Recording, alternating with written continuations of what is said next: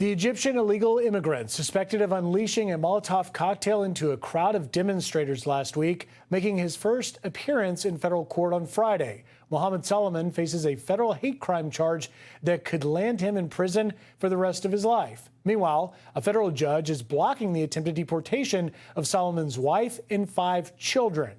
Here to react, former FBI Assistant Director Chris Swecker. And Chris, 118 charges there. What do you make of where things stand after we've now seen the first court appearance for Solomon? Yeah, I mean, we're playing hardball here. This guy was going after people just because of their religion in a fanatical, medieval, knuckle-dragging terrorist attack. And he should expect that we throw the book at him, federal and state charges. As to his family, well, if his wife, it'd be hard to believe his wife was not aware, at least, of his state of mind and his ideology. And if his wife has to go, then the children have to go. And I'm sorry, but that's just the way it is. Chris, it seems that one lucky part of this whole story is that it could have been worse had Solomon been successful in purchasing a handgun, which he was denied because of his illegal status. That certainly maybe was a good turn of events that it wasn't bullets instead of Molotov cocktails.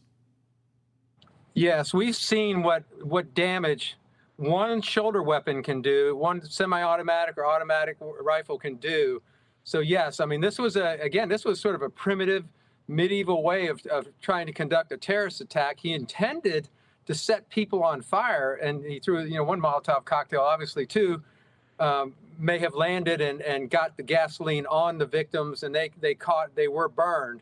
But as you say, it could have been much, much worse. Clearly his intentions were much worse. He had an entire canister full of ethanol gasoline, 87 octane ethanol gasoline, and he intended to create human torches out there. And these are elderly people. These are people that are out there peacefully every week, just expressing their views. And this man shows up, and this is, as we talked about earlier, this is a brutal terrorist attack designed to inflict maximum pain. And listen, this ideology is incubated in places like our campuses and our universities and the mainstream media. And they know that this is touching on people like this who are dangerously imbalanced. Yeah, Free Palestine. We saw that on campuses. We also heard it here in Washington, where 2 beautiful young people were murdered at gunpoint. And then, of course, Free Palestine there. Let me just move you forward a little bit, though, because there is a scheduled Jewish event in Colorado, previously planned. And obviously, they're going to go forward with it and not be intimidated by such heinous acts. But obviously, from a law enforcement standpoint, people have to be very concerned and maybe on high alert. How do you see it?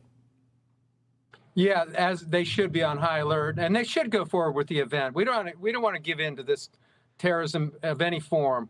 And so I applaud them for going forward. I would say any event involving, any type of holiday or parade or event like this, you're going to have to call out maximum security, and you're going to have to be really on top of your game from a security perspective. Mm-hmm.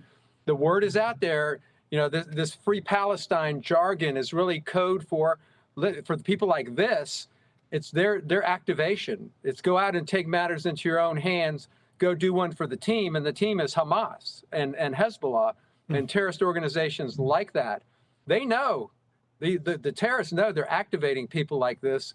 And that's who they're playing to. And then they got some useful idiots out there that are playing, this is all about freeing Palestine. That's not what it's about. Yeah, frightening stuff. Let's turn, Chris, to the manhunt for the 32-year-old Travis Decker, accused of killing 3 young daughters. Washington State's Governor Bob Ferguson ordering the National Guard to assist as a search area expands, but police say Decker is well-versed in wilderness survival and could make it some time off the grid. How are they going to get him? Yeah, this guy's the perfect form of evil right now. He's mentally unstable. He's probably armed. He's desperate, and he's killed 3 precious little girls, his own kids. So I don't expect this to go peacefully if and when they find him. And yes, he's trained. He's former military.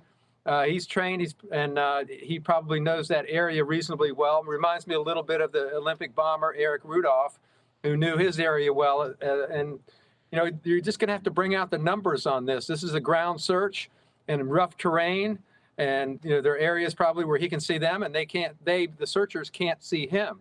So it's got to be methodical. It's got to be careful.